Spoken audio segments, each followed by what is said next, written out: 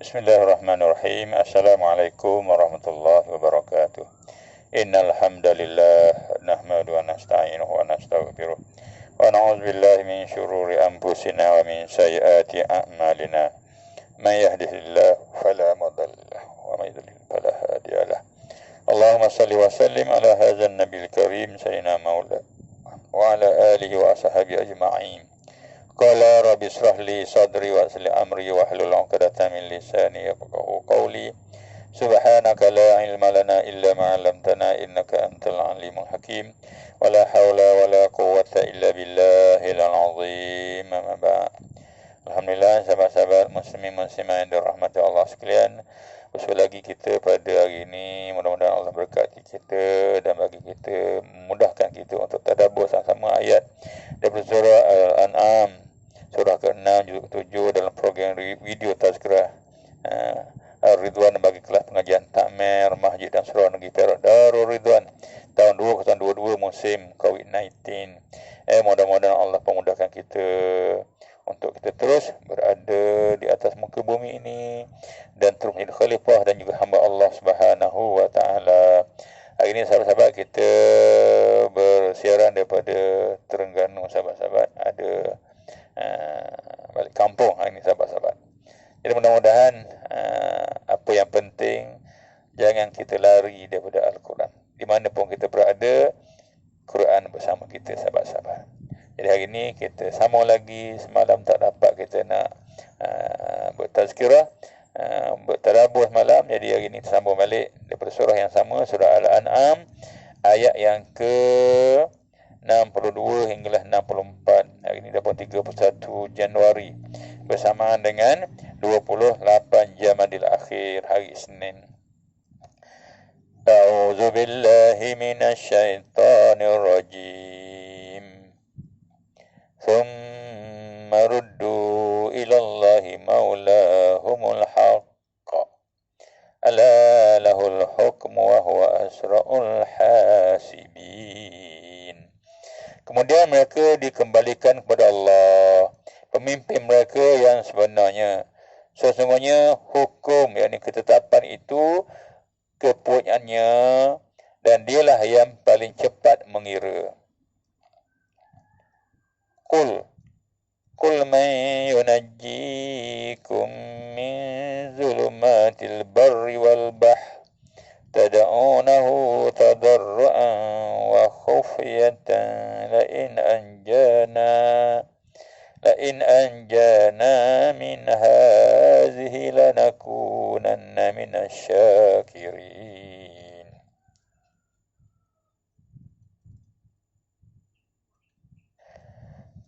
Qul man yunajjikum min zulumat.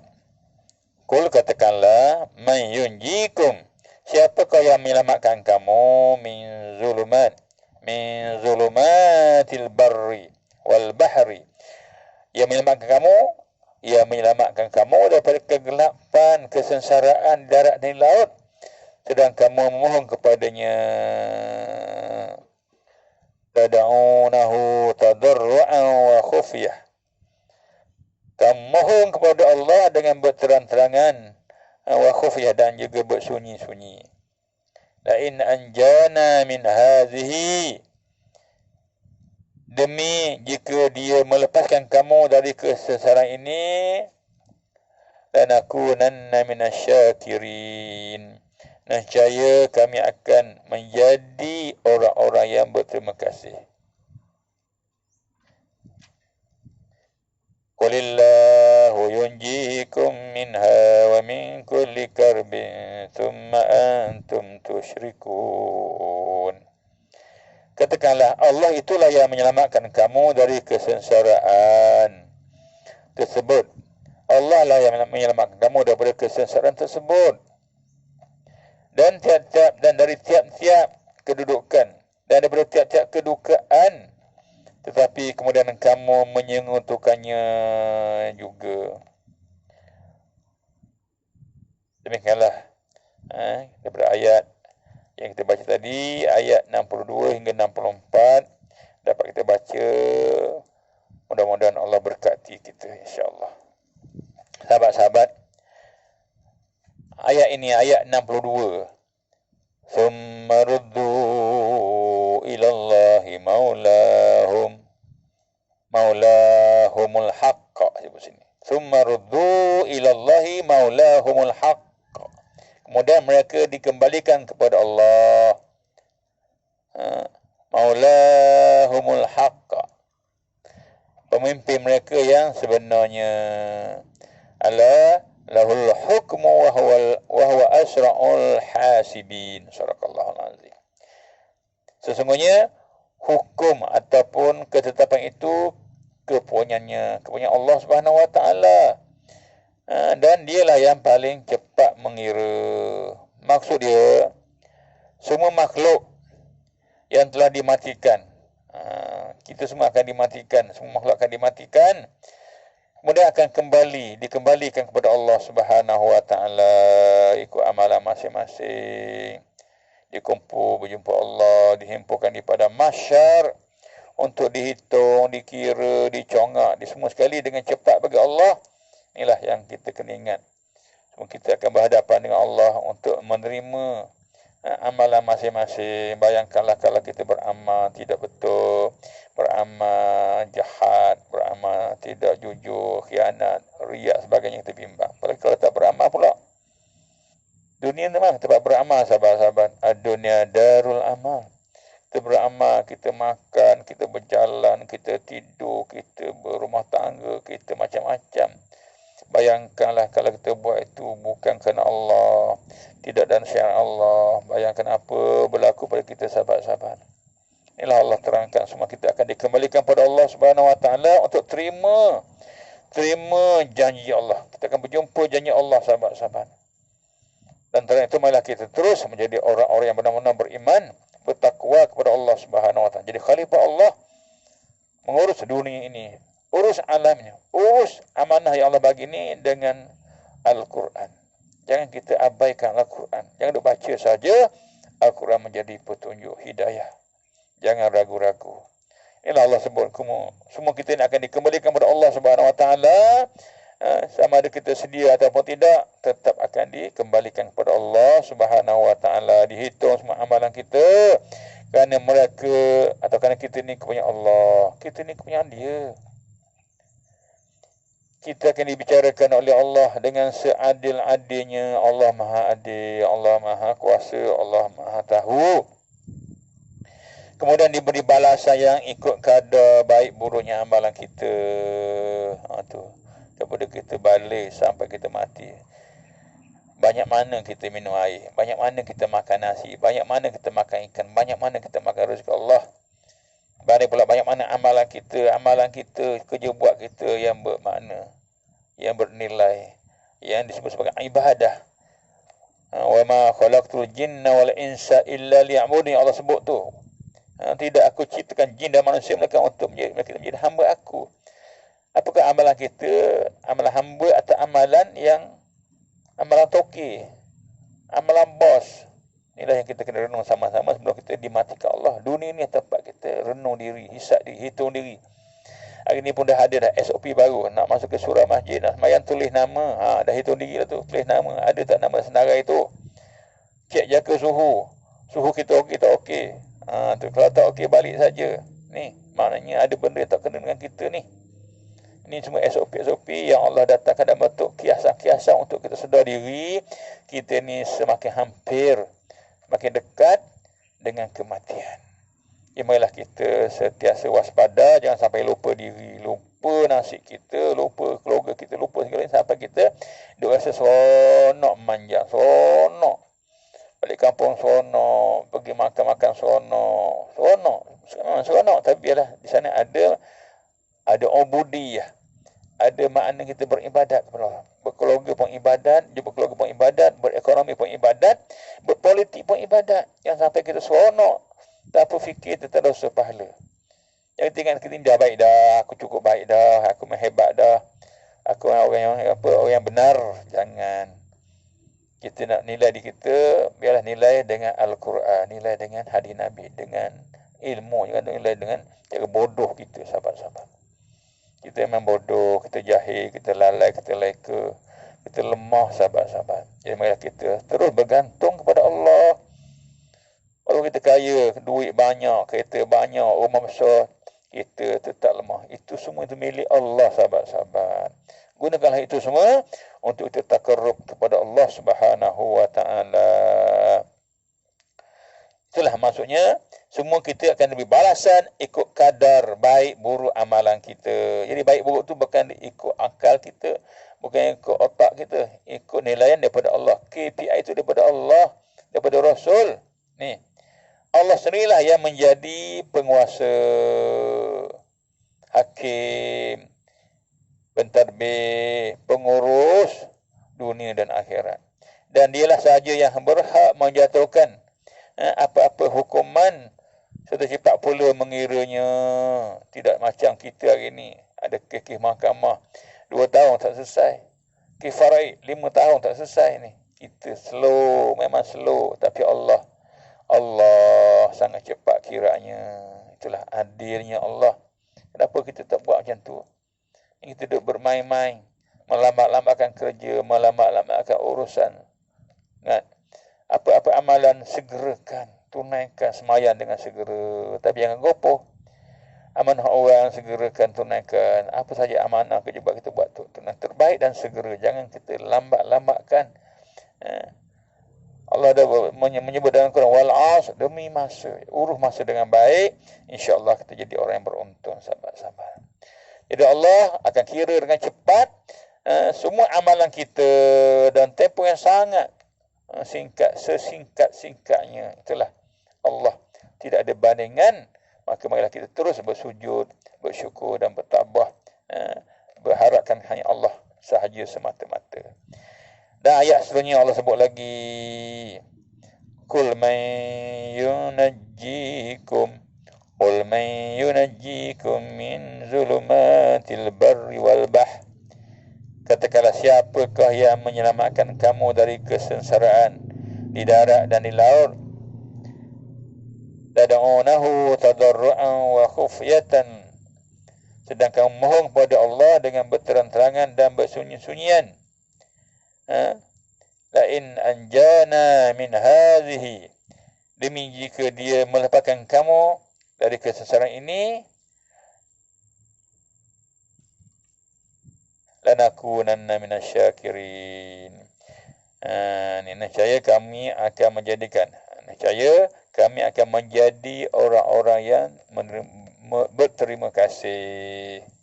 Ini sahabat-sahabat, Allah suruh Rasulnya tanya kepada orang-orang yang syirik tu, kaki syirik, kaki sekutu Allah ni, kaki jahat ni. Tanya. Allah tahu, itulah kaedahnya. Tanya, wahai Muhammad, kenapa duk sembah patung? Kenapa duk sembah berhala? Kenapa? Dia ke buat kamu?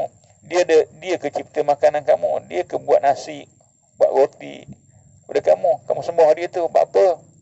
Ni Allah suruh Nabi tanya puak-puak yang tak berakal tu. Siapakah yang menyelamatkan kamu dari kesengsaraan darat dan laut? Ni kena banjir, kena kilat, kena tsunami, kena COVID-19. Ini pula Delta Crown lah, Omicron lah, Panimpok Crown lah, tak tahulah apa jenis-jenis penyakit hari ni. Siapa boleh selamatkan kamu? Allah tanya, bukan Allah tak tahu. Nak beritahu supaya kamu sedar diri.